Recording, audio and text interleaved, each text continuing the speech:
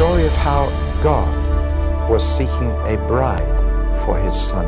Each book is different from every other book. I'm trying to give you the keys for you to unlock it for yourself.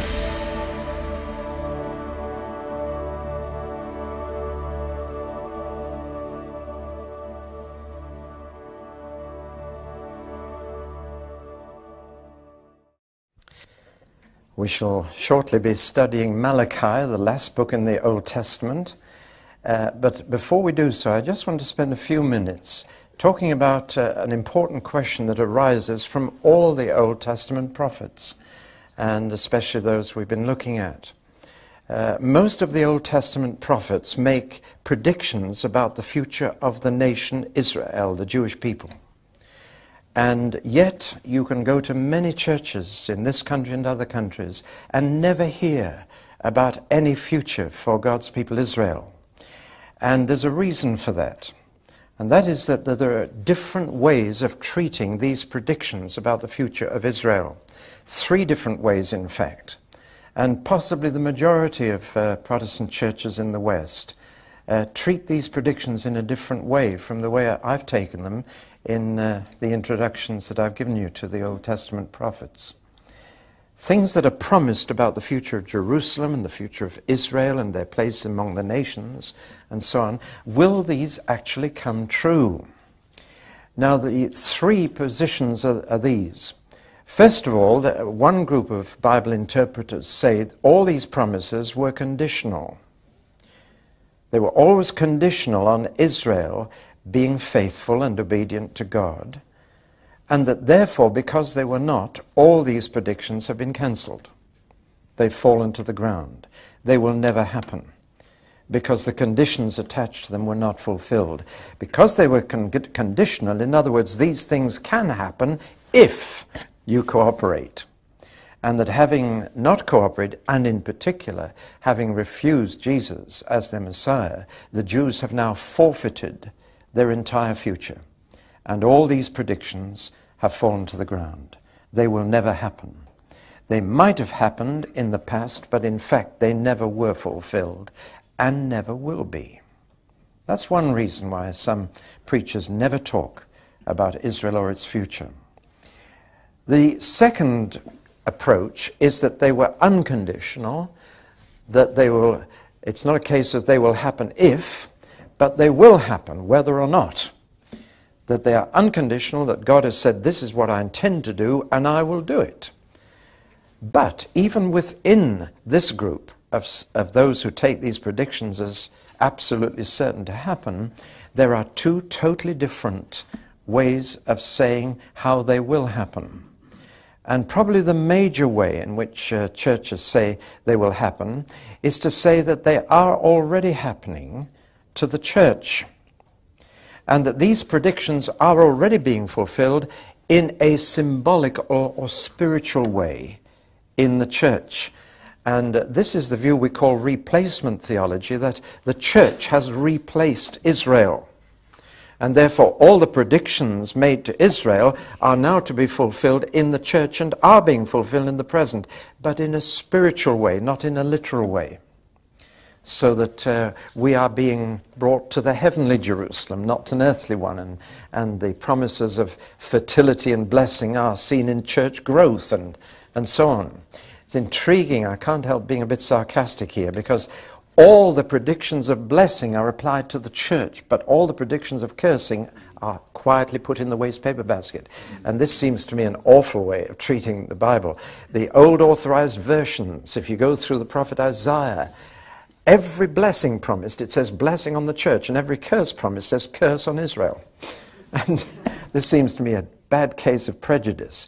But this would probably be the majority view in many churches, that the church has replaced Israel.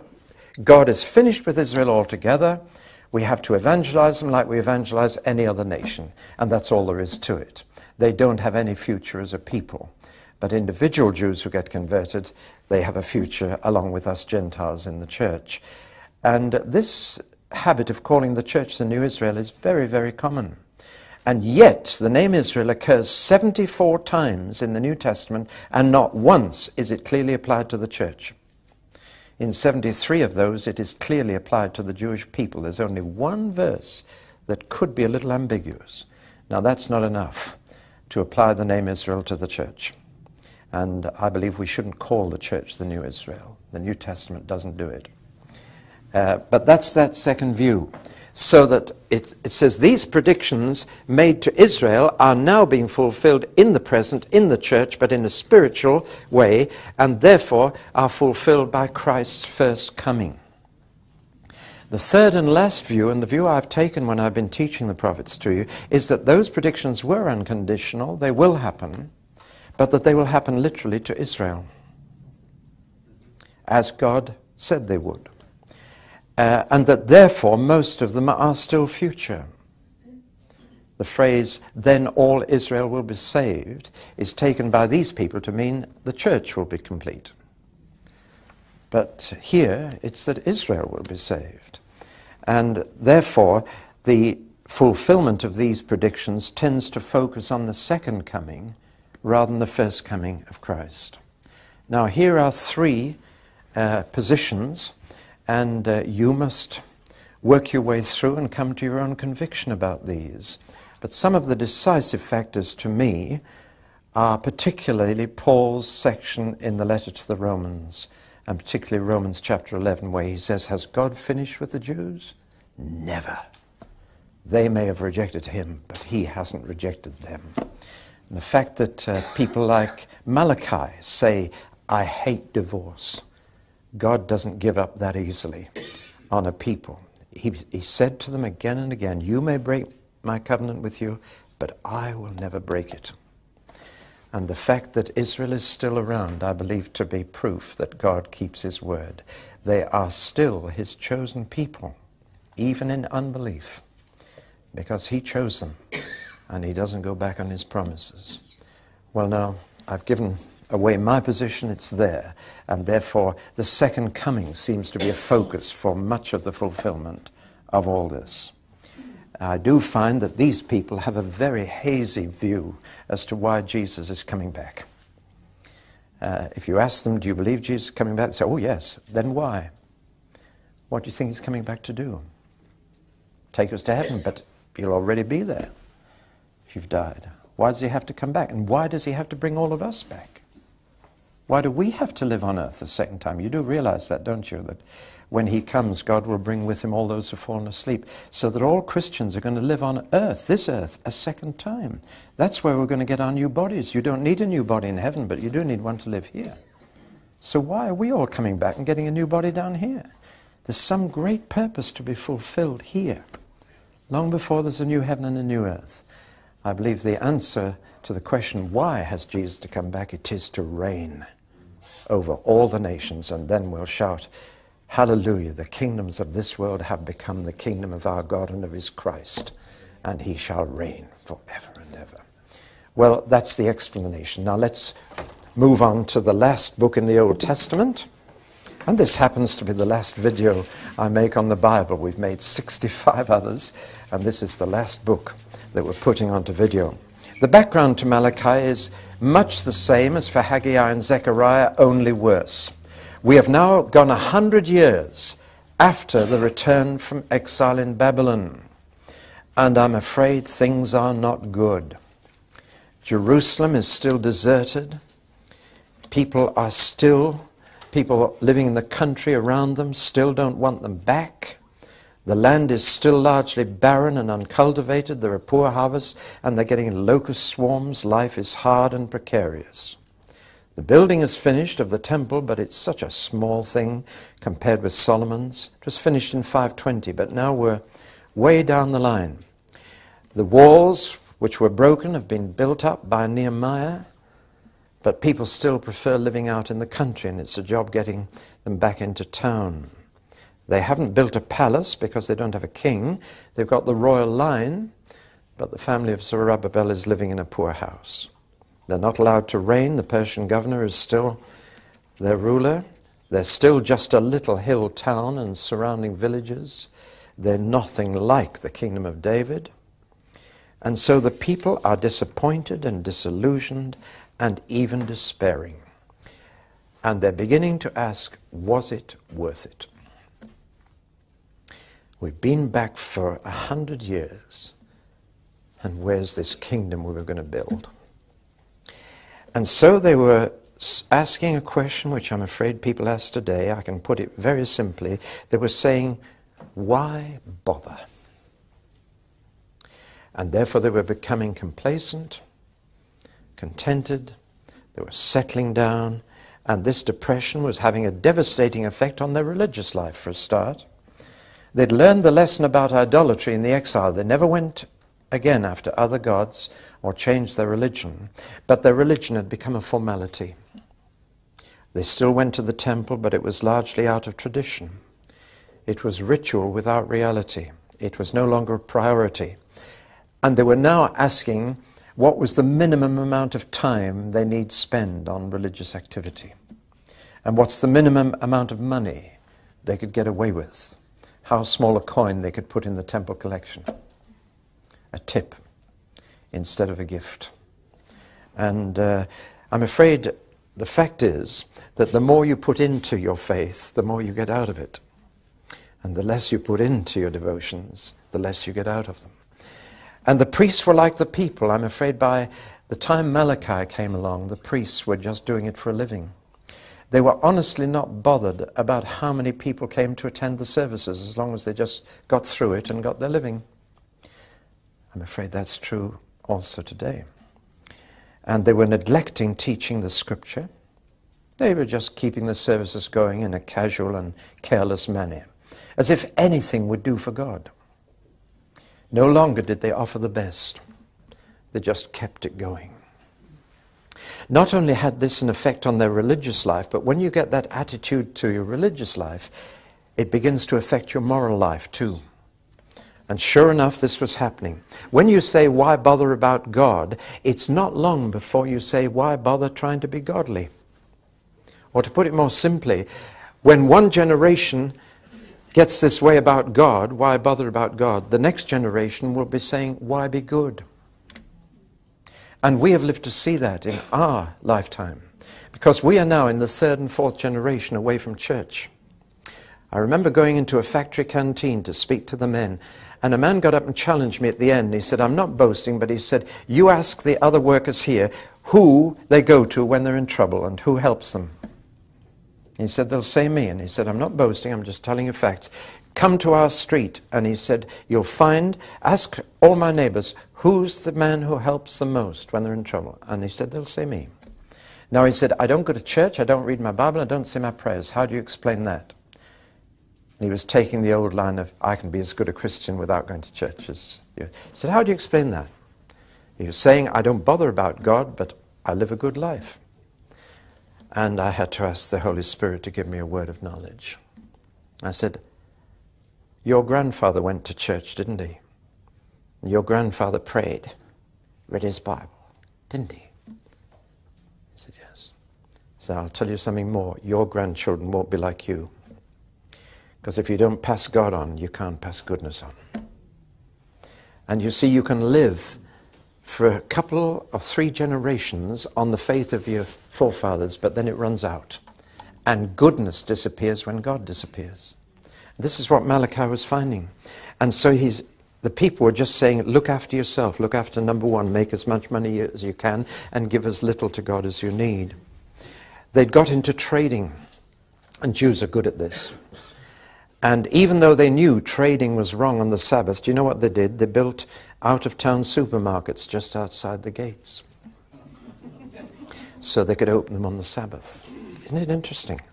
Consumerism took over. It had a devastating effect on family life. Why be faithful to God soon becomes why be faithful to your wife. And so, especially when your wife gets older and loses her sex appeal, why not trade her in for a later model? Which is what they were doing. And it's all happening again. Furthermore, they were rather short of women, because most of those who'd come back from Babylon were men. And in the shortage of women, they said, well, nothing wrong with marrying outside of the people of God. Solomon did. Why shouldn't we? And so not only were they divorcing and remarrying, but they were remarrying non-Jewish women against the law of God. And so I'm afraid the city of Jerusalem was being filled with abandoned wives. And there were no state welfare then. They had a pretty rough time. Widows and orphans and abandoned wives. Now when times are bad, you've got to find someone to blame, haven't you? You've got to find a scapegoat. Now we've all got one. We've got the government. And they are honestly a very convenient scapegoat. We talk about them as if they've got pots of money, and they have not a penny. They've only got what they take from us. And we think we've got limitless resources, and we blame the government for not spending money on this, that, and the other, as if they have money to spend. They don't. We want them to reduce taxes, but we want them to spend more. And it's crazy, but they make a good scapegoat, and every 4 years we can kick them out. But of course they hadn't got a government to blame, but they did have a God to blame. And that's precisely what they did. And they said, God's not bothered about us, so we're not bothered about him.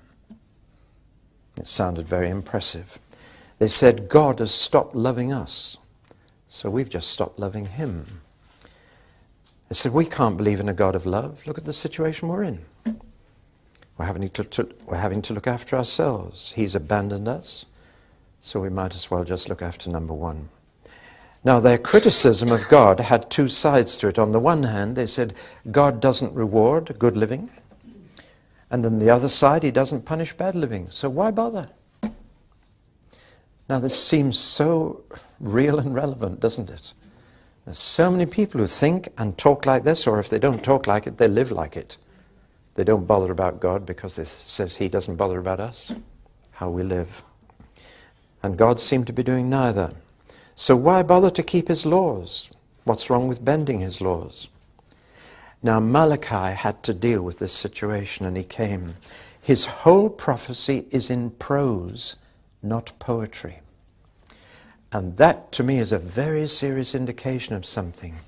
It indicates that God has lost his feelings for his people. And that's precisely what had happened. God had lost his feelings for his people. And he wasn't going to talk to them again for another 400 years. And this was his last word. It was a very cool word. It's not a warm word. It's not a heart word. It's a head word. It's cool. It's argument. And Malachi is unusual in that he's the one prophet who had arguments with people, and he obviously spoke this word and was heckled because he reports the heckling. They were offended by his preaching because his basic message was, you started all this. It was not God who stopped being bothered about you. You did it first. Much the same as Haggai. He says, you stop bothering about God, and that's why he's not bothered about you. And that is how God responds to a human situation. Romans 1 again. Paul says, men gave God up, so God gave men up. That's fair, isn't it? And when a nation gives God up, he gives them up. Do you know that Britain is the second most godless nation in the entire world? Reader's Digest did a survey of faith, general faith in God or gods around the world. They found that Japan was the most godless and the least religious, and that Britain was second. Does it make you proud to be British? We live in the second most godless nation in the world. People aren't bothered. But when people are not bothered about him, I'm afraid he doesn't bother about us. And look what is the result. That's when violence takes over. That's when selfishness and pride take over. Well, he said, you were the first to stop loving. You were the first to stop caring. You were the first to stop bothering. He's only responding in kind to you. You lost interest in him, and now he's tired of you. And your lack of real love for him is the basic problem. And they didn't believe him. They were terribly offended. There were repeated protests of innocence from the congregation. It's not as bad as you make out. They felt insulted and offended. They were indignant. And they argued. And they said, how did we stop caring for God? Spell it out. You know, it's much the same in the parable of the sheep and the goats in Jesus' teaching. When he said, I was in prison and you didn't visit me, I was hungry and you didn't feed me. He said, how? We never saw you in prison. We never saw you hungry. Oh, yes, you did, he said, because I live in my brethren. When you do it to my brothers, you're doing it to me. And here's much the same reply. How? How did we not bother with God? How did we stop loving him? How did we stop caring? And he takes them through it step by step. And his whole prophecy is an argument with them to show them how they did it. How they stopped caring about God and therefore caused him to stop caring about them. Well, that's the background. And Malachi has some unique features, 5 very unusual features, which I'll just mention before we go through it in detail in the next talk. But here is the 5 major features which make Malachi quite unique. First, there are more God words in Malachi than in any other of the minor prophets. There are 47 out of 55 verses are the direct words of God. That's a very high proportion. 85% are God's own words. And that's among the highest proportion in any prophetic book. The second is that this prophecy is anonymous. I know you thought Malachi was his name. It's not a name. It's the word messenger. That's all. It could have been his name, but it's never known as a name anywhere else in the Old Testament, but it's frequently used. In fact, within this book, he uses the word messenger of prophets, of priests, and of kings. So he's just an anonymous messenger, a nobody, bringing God's last word to his people Israel. And then the third feature is this dialogue. It takes the form of sharp exchanges between prophet and people. He was heckled 12 times. It says, but you say.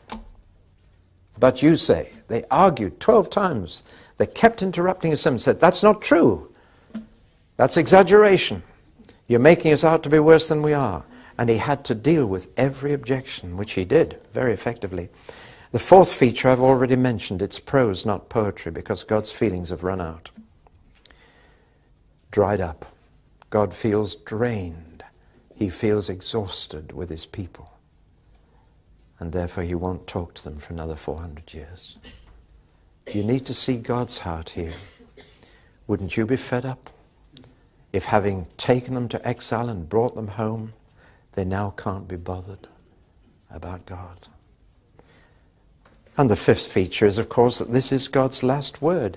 Perhaps the Christian order of the books in the Old Testament is right after all, because this was God's last word. And the last word is curse. And to this day, whenever the Jews read Malachi in the synagogue, they do read the last verse, lest he smite the land with a curse. And then they go back and read the verse 5 again. So they don't end with the word curse. Isn't that interesting? They deliberately won't end God's last word where he ended it. And they read the previous verse a second time, just to end on a happier note. You go to the synagogue, and when they read Malachi, that's what you'll find. So here we are dealing with God's last word to his people Israel for 400 years.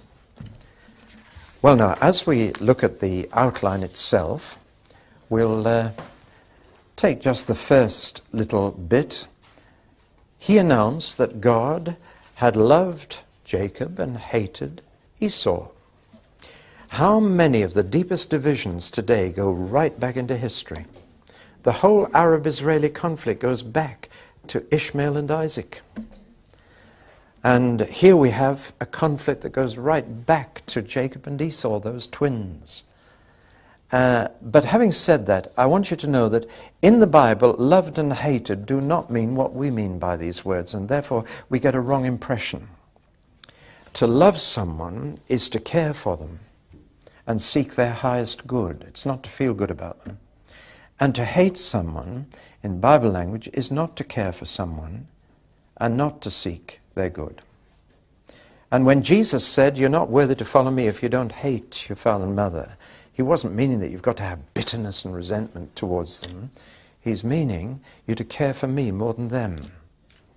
Now that's rather important, otherwise it can be misunderstood. Furthermore, God is not just talking about way back in the past, Jacob and Esau. He's really talking about the two nations, Israel and Edom. And he's reminding them that over the previous 100 years, he has done nothing but good for Israel, and he has punished Edom. That's what he's really talking about, not the distant past, but the recent past. And the recent past is this: when the Babylonians came to take the Jews away and to destroy Jerusalem, the Edomites, descendants of Esau, living over the Jordan on the hills the other side, were thrilled to bits, and they joined in. And they said, hallelujah, they're finished. And they really came and they took the babies of the Jews by the heels and they bashed their brains out against the Jerusalem wall. This was the Edomites taking advantage of the Babylonian invasion. It's all there. And in exile, they wrote a song. It's a terrible song.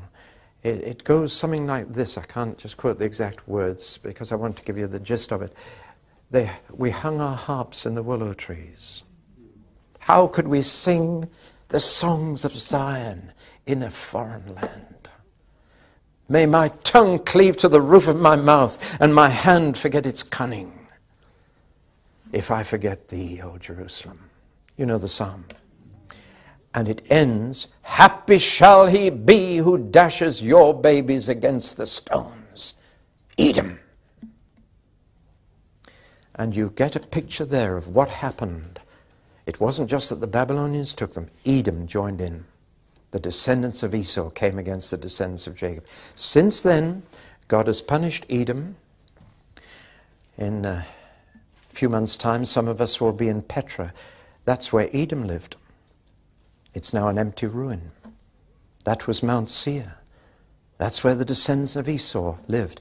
And God threw them out of there by bringing the Arabs to throw them out.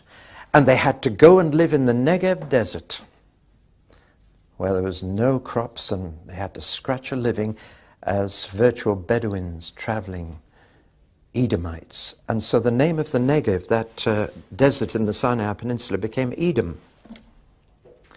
And they had to scratch a living as wanderers in the desert of Sinai. That's where Idumea, the Edomites, lived after they were thrown out of the magnificent town of Petra where they'd lived. God says, Esau, I've hated, I've done that to them for what they did to you. Remember that, I've loved you, and I haven't cared for them. And it was from the Edomites that King Herod came. Herod, a descendant of Esau, managed to persuade the Romans to sell him the kingdom of Israel. And he was king when Jesus was born, an Edomite. See, the unfolding history is intriguing, isn't it? Now, what Malachi is saying is just think about your survival. Look what's happened to Edom for what they did to you. And look what I've done for you. I've loved you. I've hated them. You should be grateful to me. In other words, when you're complaining about God, just think about what he's done to other people and think about what he's done to you. And you'll be jolly grateful. It's on that basis that he then begins to deal with the accusations that they've stopped bothering about God. And we'll look at that in the next talk.